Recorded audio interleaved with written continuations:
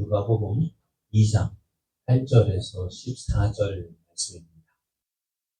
그 지역에 목자들이 밤에 밖에서 자기 양떼를 지키더니 주의 사자가 곁에 서고 주의 영광이 그들을 두루 비추매 크게 무서워하는지라. 천사가 이르되 무서워하지 말라. 보라, 내가 온 백성에게 미칠 큰 기쁨의 좋은 소식을 너희에게 전하노라. 오늘 다윗의 동네에 너희를 위하여 구주가 나셨으니 곧 그리스도 주시니라. 너희가 가서 강보에 쌓여 구유에 미워 있는 아기를 보리니 이것이 너희에게 표적이라 하더니, 호련히 수많은 천군이 그 천사들과 함께 하나님을 찬송하여 이르되 지극히 높은 곳에서는 하나님께 영광이요 땅에서는 하나님이 기뻐하신 사람들 중에 평화로다 하니라. 아멘. 할렐루야. 하나님의 크신 사랑을 알고 그 사랑을 기뻐하여 예배의 자리에 함께하는 여러분에게 하나님께서 주시는 풍성한 은혜가 넘쳐나 날마다 기쁨의 삶 되기를 예수님의 이름으로 축복합니다. 축복합니다. 옆에 계신 분과 함께 인사할 때 하나님이 사랑하시는 성도님은 복의 사람입니다. 그 하나님을 믿는 성도님은 능력의 사람입니다. 오늘 우리에게 주신 하나님 말씀을 통해서 예수님은 가난한 자의 친구로 오셨습니다. 예수님은 가난한 자의 친구로 오셨습니다. 이런 제목으로 하나님 말씀을 전하겠습니다. 하나님은 약속하신 분이십니다. 그리고 그 약속하신 것을 반드시 이루시는 분이십니다. 그래서 이런 하나님을 우리는 신실하신 하나님이라고 고백을 합니다. 그런데 그 하나님의 약속이 때로는요, 야, 이게 이루어질까 하는 생각이 드는 일들이 참 많습니다. 도저히 이루어질 것 같지 않아요. 그래서 이루어질 수 없다라고 우리는 그 약속을 이제 포기하고 마는데요. 포기하다 보니까 어떻게 될까요? 그 약속을 믿지 않아요. 그래서 하나님 어떤 분? 신실하신 분인데 신실하지 못하신 분. 말만 하시는 분. 그렇게 생각되는데요. 그러다 보니 우리 이렇게 믿을 수 있어야 믿지. 그 하나님 약속 믿을 수 있어야 믿죠. 그렇죠? 또 믿을 수 없는 약속을 어떻게 믿어요? 안 그래요? 그러니까 하나님의 약속 가운데 참 믿을 수 없는 약속들, 믿겨지지 않는 약속들 많은 거예요. 하나님이 이렇게 말씀하셨어요. 어떻게 말씀하셨어요? 우상들에게 이렇게 말씀하셨다 했죠. 여기 이사야 41장 21절 이하를 보면은 나 여호와가 말하노니 너희 우상들은 소송하라. 야곱의 왕이 말하노니 너희는 확실한 증거를 보이라. 무엇을 보이라면 장차 당할 일을 우리에게 진술하라. 또 이전 일이 어떠한 것도 알게 하라. 우리가 마음에 두고 그 결말을 알아보리라. 꼭 앞으로 올 일을 듣게 하며 뒤에 올 일을 알게 하라. 그리하면 너희가 신들인 줄을 우리가 알고 또 복을 내리든지 재난을 내리든지 하라. 우리가 함께 보고 놀라리라. 이렇게 하나님이 우상들에게 한번 말해봐. 앞으로 일어날 일 이야기해봐. 그건 약속해보라고요. 그러니까 앞으로 이런 일이 일어날 것이라 한번 이야기해봐. 그러면은 그것이 그 말대로 되면은 어떻다고? 네가 살아있는 신이라고 인정해 줄게. 근데 어떻다고요? 2700년이 지나도 예수님, 이사야가 예수님 오시기 전 700년 전에 활동하는 선지자니까요. 지금부터 약 2700년이 됐죠. 2700년 동안 이 약속대로 어느 우상이든지 한번 이야기해 봐라 해도요? 없어요. 그러니까 우상들은 앞으로 되어질 일이 괜히 겁주고, 그죠? 나도 누구 말대로 그 멍석 깔아놓으면 반 푼도 돼요. 그죠? 반 푼수요. 왜? 무당집 찾아오면 무당집 점집에 왜 왔겠어요? 여러분 점집에 왜 와요? 무당집에 왜 와요? 잘 되면 와요 안 와요? 그 삼재가 있다고. 물, 바람, 또 뭐야? 물. 그 삼재 꼈다고. 그 삼재 피해서 온다 하는데요. 아니, 시간 얘기고. 항상 좋은 일 있으면 무당집에 오겠어 안 오겠어? 안 오잖아. 왔다 하면 뭐 문제예요? 좀 죽다 하면은 남편 바람 문제. 그죠? 또 승진 문제. 또 뭘까요? 애들 좀 나이가 들었다는 자녀 결혼 문제. 안 그럴까요? 대충 감 잡으면은 푹 찔러보고 아니면 옆으로 뭐 문제 있어서 왔지? 하면 문제 있으니까. 저도 반포스 된다고요. 안 해서 그렇지. 근데 그렇게 겁주고 억박하고 해서 불복시키고 그게 무슨 소리예요? 그러니까 우상들요 못하잖아요. 그래 그러나 하나님 어떻게 하신다? 말씀하셨고 그것을 이루시는 하나님이십니다. 그렇기 때문에 우리가 믿는 하나님을 믿을 수 있는 거예요. 하나님은 신실하신 하나님이시거든요. 자, 그 하나님께서 우리 어떻게 말씀하셨어요? 하나님께서 세상을 만드셨어요. 며칠 동안요? 7일 동안 맞죠? 제 7일째에 쉬셨으니까 6일 동안 만드시고 하루 쉬셨어요. 안식 하셨어요. 근데 최고 마지막에 최고의 걸작품은 뭘까요? 하나님. 왜요? 왜 하나님의 최고의 걸작품을 왜 사랑합니까? 하나님 모양 따라서 저도 최고의 작품을 그래. 왜요? 왜요? 저 닮았으니까. 저 닮았으니까. 그거 보면서 어떻게 해요? 내 거구나. 그죠? 알지. 그럼 하나님도요? 하나님의 모양과 형상을 따라서 가장 최고의 걸작품으로 왜 만드셨을까?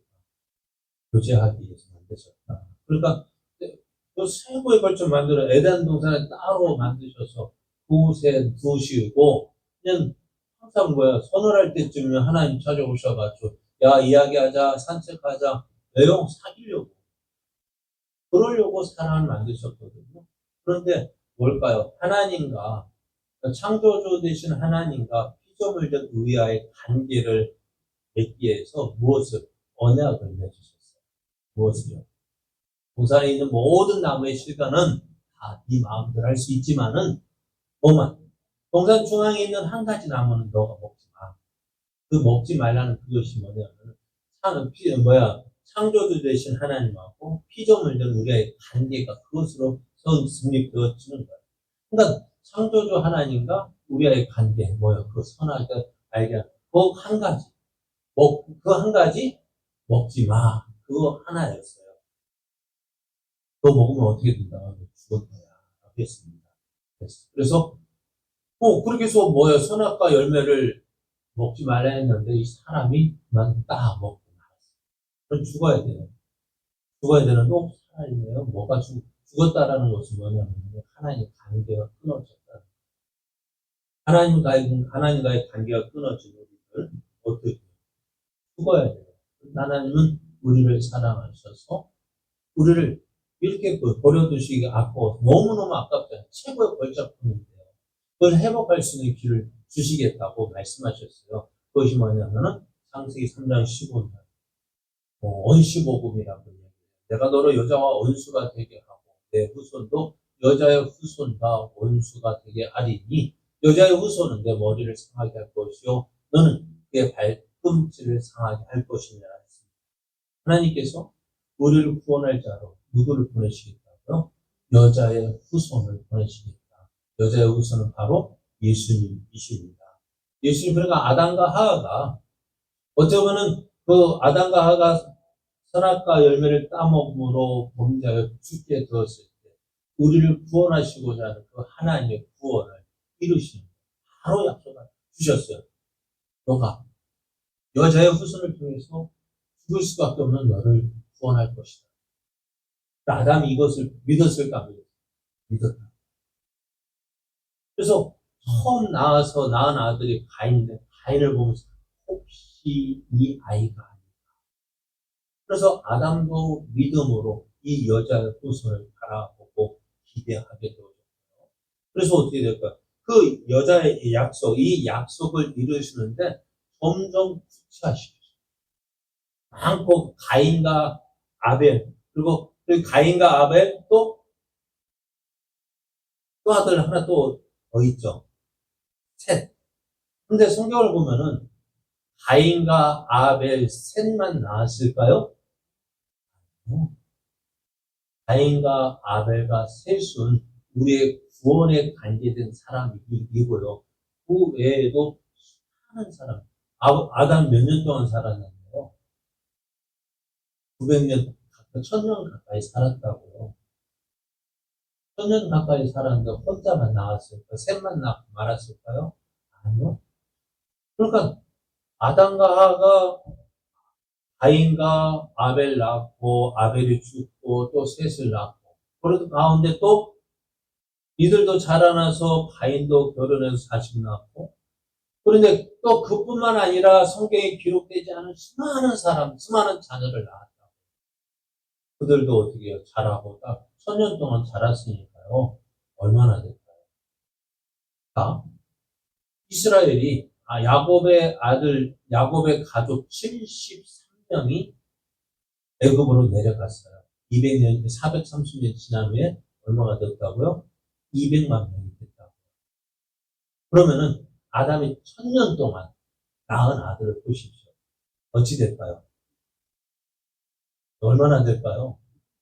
불가능해요. 그 인구를 성경에 나와 있는, 세 명만 나왔잖아. 아니요. 성경에 기록되지 않은 많은 사람들이 나왔다. 그러니까 가인이 아벨을 죽인 후에 어떻게 되었어요? 이제 가인이 유리하는 자가 되어서 그게 벌이에요. 어느 곳에 정착하지 못하고 돌아다니는 법을 받아야 되는데 법이 나는 게 뭐예요? 내가 돌아다니다가 어떻게 살인자가 되었어요.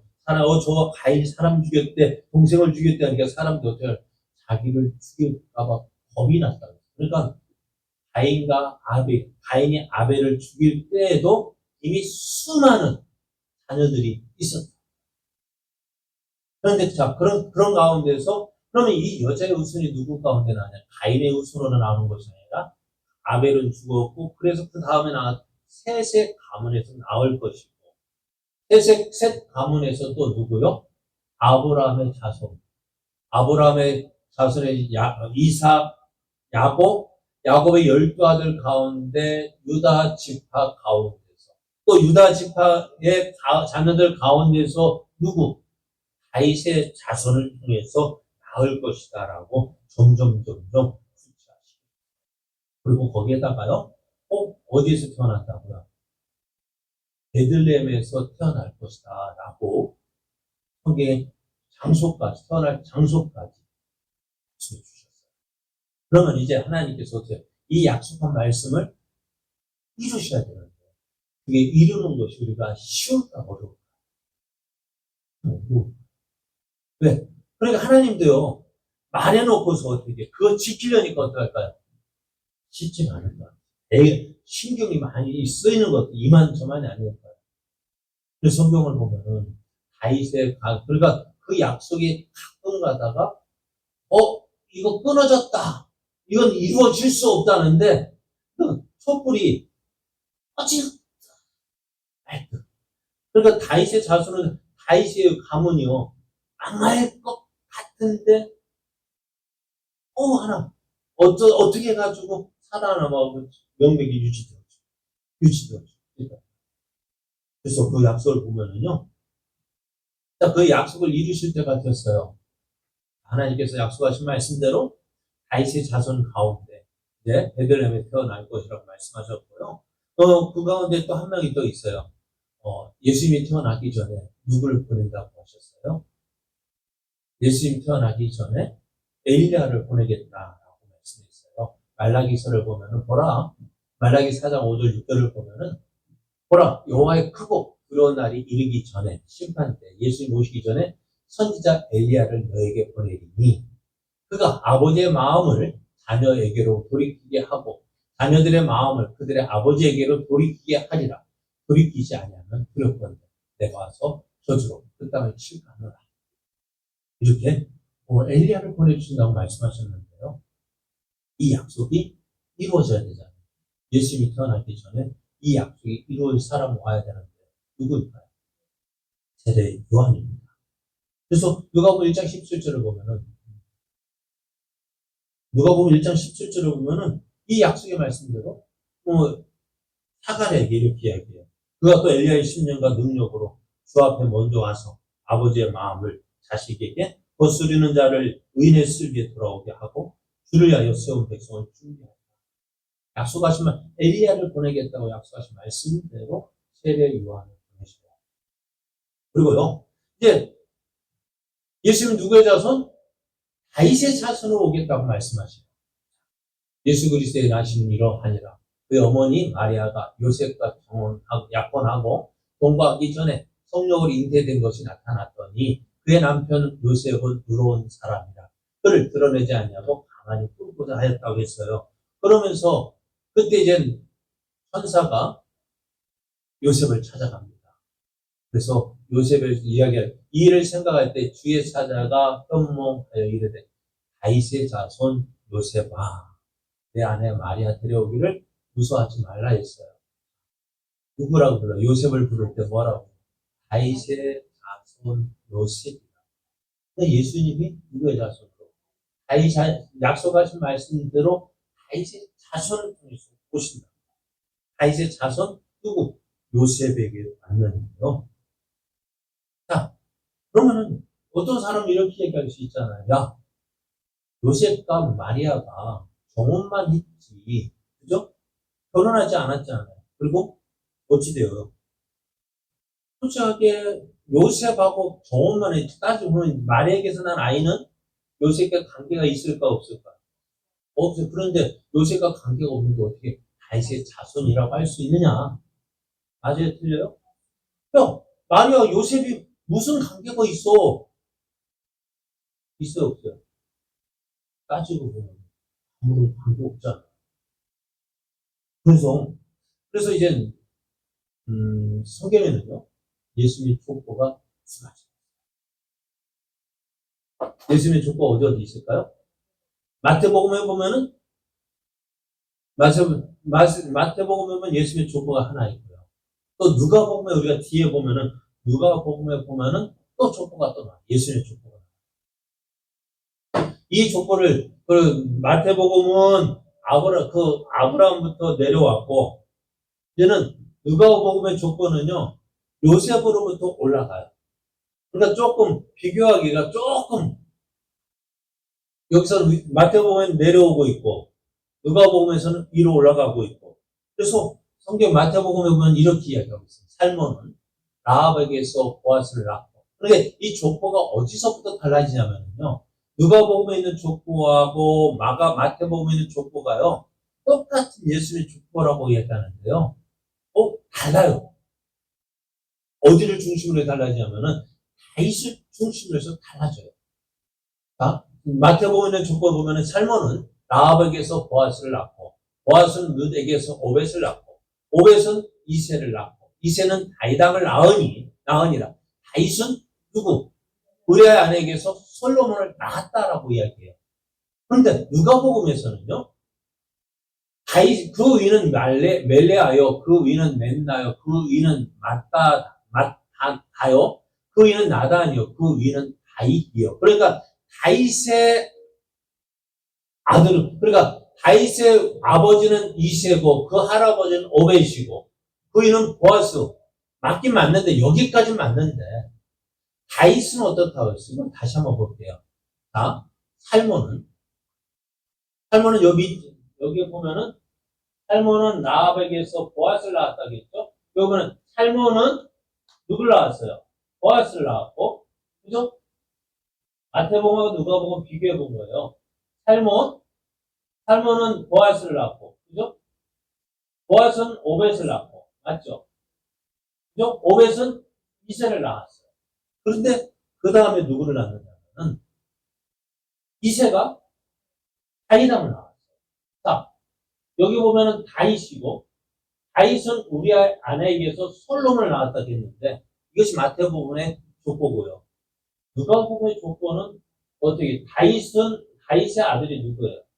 나단이에요. 그 위에 맞따라요. 맺나요? 면. 그러니까 똑같은 예수님의 족보인데요. 마태복음의 족보는 마태복음의 족보하고 누가복음의 족보가 어디에서? 다윗에게서 달라집니다. 그럼 이게 뭘까요?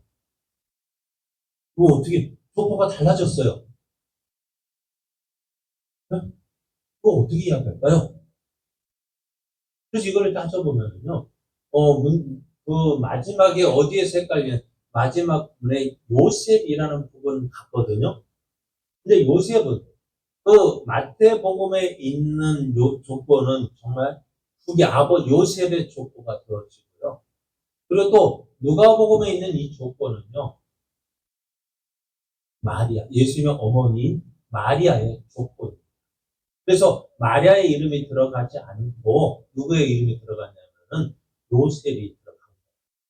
그러니까 마태복음의 족보와 누가복음의 족보 같은 족보인데 왜 다르지? 그래요. 마태복음의 족보는 두 개 족보, 아버지의 족보고, 그래 요셉의 족보고, 누가복음에 기록된 족보는요, 예수의 어머니 마리아의 족보인 거예요. 그러다 보니까 어떻게 될까요? 다윗의 자손이라고 하는 그 언약의 말씀 어떻게 되실까요? 약속의 말씀이 누가 뭐라 해도 아버지 쪽으로도 다윗의 자손이고 어머니 마리아의 쪽으로도 다윗의 자손이라고 할 수가 있습니다. 그러니까 어느 누구도요. 어떻게 그러냐? 아니요. 정확하게 말할 수 있어요. 약속하신 말씀대로 다윗의 자손으로 오셨습니다. 그리고 또 우리가 예수님의 자녀, 예수님이 태어나는 것을 가장 믿을 수 없는 것들이 뭘까요? 하나님 믿을 수 없다라고 좀 그러죠. 믿기 어려운 부분이 뭐예요? 결혼하고, 약혼만 했고, 그래서 요셉도, 선사가 이렇게 와서, 이야기를 하잖아요. 보라, 처녀가 이사야 7장 14절 말씀대로 주께서 친히 징조를 너에게 보여주실 것이라. 보라, 처녀가 잉타하여 아들을 낳을 것이요. 그 이름을 임마누엘이라 했는데요. 처녀가 잉타하여 아들을 낳는데요. 이 말씀을 가지고 천사가 마리아에게 이야기를 합니다. 어떻게 이야기하느냐? 이 사실을 이야기하는데 마리아가 뭐라고 이야기합니까?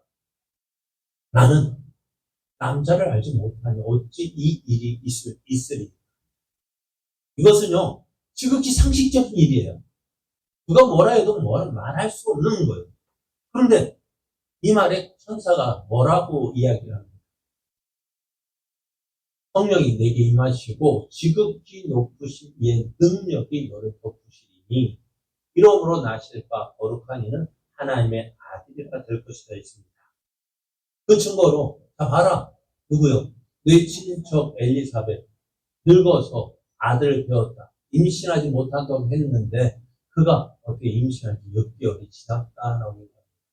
하나님이 하고자 하시면은요. 내가 어떻게 해요? 배워줘요. 안 된다 하는 일이 있을까 없을까? 우리 생각으로는 안 된다, 할 수 없다. 그렇잖아요. 아브라함이 누구에게서? 사라에게서 이삭을 낳았는데요. 낳을 가망성이 있어요, 없어요? 없다고요. 안 되는 그 일을 하나님은 하신다고요. 자, 그러면 엘리사벳, 마리아도 내가 남자를 알지 못하는 어떻게 아이를 낳을 수 있어 했더니 엘리사벳 봐. 그도 이제 늙어가지고 소망이 없다 했는데 낳았잖아. 임신했잖아. 그래. 마리아가 이렇게 그러면서 하는 말이 되죠. 하나님의 모든 말씀은 능하지 못하신 것다. 하나님 말씀은 하시고자 하면 다 이루어진다 했어요. 그러니 마리아가 이렇게 얘기합니다. 주의 여종이 말씀대로 내게 이루어지이다 했습니다. 이렇게 하나님께서 말씀하신 대로 예수님께서 이 땅에 태어나도록 다 준비하셨습니다. 그렇게 이루어 가셨어요. 근데 한 가지 더 문제가 있어요. 뭘까요? 어디에서 태어난다고요? 베들레헴에서 태어난다. 미가서 5장 2절 여러분, 베들레헴 에브라다요. 그럼 예수님께 태어날 그 장소까지 딱 정해놓으시고, 이거 안 정해놓았으면 참 좋았을 텐데. 근데 지금 마리아와 요셉은 어디에 살고 있어요? 갈릴리, 나사렛. 나사렛에서 예루살렘까지 거리가요, 160km 정도 된다 했어요. 대전까지 거리 된다 했는데. 지금이 한두 시간, 2시간이면 가요. 그런데 그 당시는요, 가고자 해도 못 가는 것이 현실이에요. 왜? 쉬운 일이 아니에요. 여행한다는 것이요. 여행하고 가고 싶어도 수가 없어요. 그런데 마리아와 요셉이요? 어떻게 해요? 가고 싶을까 안 가고 싶을까요? 안 가고 싶어요. 하나님의 뜻이라는 거 알면서 알았는지 알았겠지만은 그거 이루기 위해서 내가 아니 그런 마음 없었다고요. 절대 그런 마음은 없었는데 가지 않으면 안 되겠구나 하셨어요. 왜요? 어떻게 해요? 그때 하필이면 가이사 아구스도가 영을 내려가지고, 그죠? 호정령을 내리니까, 안 가도 돼요? 안 돼요? 안 가면 안 되게끔 만드셔서 하신 거예요. 어디로? 다윗의 집 족속인 거로. 그죠? 다윗의 자손인 거로, 호정령, 그 조상이 고향에 가서 호정령, 어쩔 수 없이 간데, 그때 어디에요? 그게 베들레헴입니다. 그런데요, 또 한 가지 더 있는데요. 나사렛이라는 동네에 가서 사니, 이는 선지자가 하신 말씀에 나사렛 사람이라 칭하리라 하심을 이루려 함이더라 했어요. 예수님이 어디요? 나사렛 사람이라고 사람들이 부를 것이다. 그런데 이 말씀은 어디에서 예언되어졌는지 모르지만요. 그런데 우리가 알고 있는 성경 지식하고요, 당시의 성경 가는 거하고 누가 더 많이 알까요?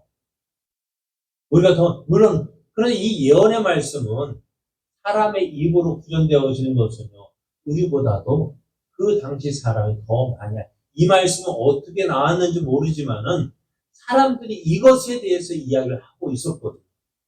그러니까 선지자로 하신 말씀, 우리가 알지 못하지만 그 선지자들이 이 말을 했다라고 이야기하고 있어요. 그러니까 마태가 그 사실을 기록하고 있어요.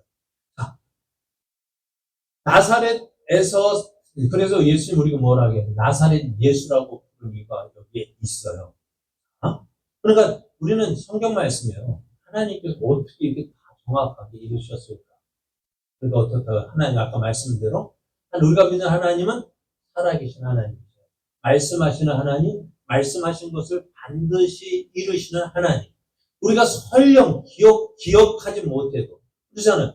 선지자로 하신 말씀이라는데 우리가 기억하지 못하는 말씀이라 할지라도 그것까지도 찾아서 이루시는 하나님이심을 보게 됩니다.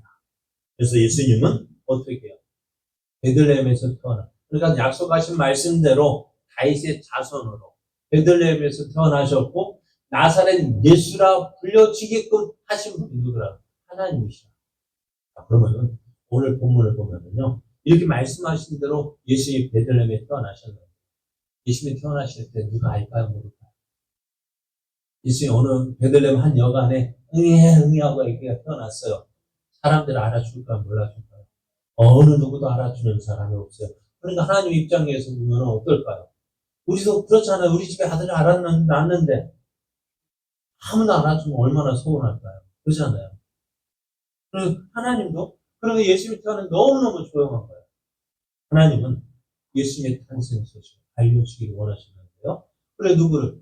천사를 보내어서 먼저는 누구에게? 동방 박사들이 예수님 하늘을 보니까 어떻게 해요? 우주가 밝은 별이 있어? 그들이 별을 연구한 학자가 유대 왕이 오실 그 증거가 돼서 그 별을 따라와. 또 예수님 태어나실 때는 어떻게 해요? 천사를 보내어서 들판에 양을 치는 목자들 그들에게 예수님의 나신 소식을 전해 주었습니다. 예수님이 태어나신 그날이 아마 밤이었을 것 같아요. 근데 그 소식, 예수님이 태어났다는 소식을 전해야 되는데 깨어있는 사람을 찾아보니까 누구밖에 없어요. 네? 목자들밖에 없어요. 들판에 양을 치는 목자들밖에 없었던. 그리고 어떻게 될까? 천사들이, 목자들이 나서, 야, 이렇게 이야기해요. 내가 온 백성에게 미칠 큰 기쁨의 소식을, 기쁨의 좋은 소식을 너에게 전한다. 그거요. 다윗의 동네, 너를 위하여 구주가 하셨고, 그리스도 주시니라. 그러면 그 아이가 어떤 아이인지 이야기를 합니다. 너희가 가서 강보에 쌓여 그에 누워 있는 아기를 보리. 이것이 너에게 표적이라. 그러니까 지금 예수님이 태어나실 때 베들레헴의 아이가 예수님 혼자만 태어났을까요? 아니요. 몇 명이 태어난지 모르지만 다른 아이도 태어날 수 있어요. 그런데 증거가 뭐냐면은 구유에 누워 있는 아기를 찾아요. 여러분 아무리 아기를 낳았다 해도 구유가 뭔데요? 그 먹이 여물통이잖아요. 그잖아요. 소나 양 그 말에 여물통이잖아요. 밥통이.